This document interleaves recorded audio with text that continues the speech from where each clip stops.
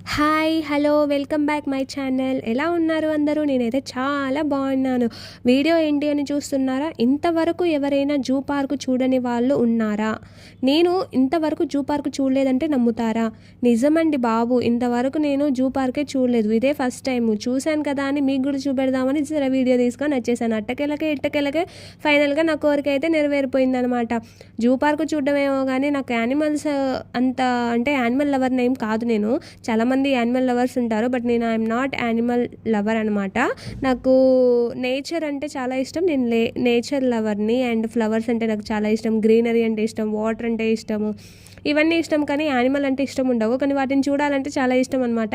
ఈ సింహాలు పులులు అన్నీ మూవీలో చూడడమే తప్ప బయట ఎలా ఉంటాయో తెలియదు.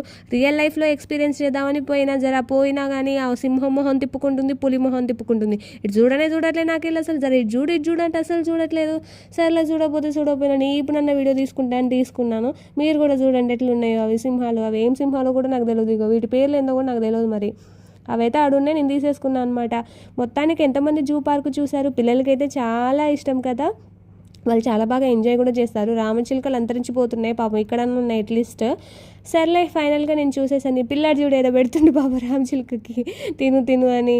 అది ఏడ తింటుందిరా బాబు, వాడే తినేసిండు ఫైనల్గా. సర్లే, నేను చూసేసాను. మీరు కూడా ఎంతమంది చూసారో నాకు కామెంట్ చేయండి జరా. Thank you for watching.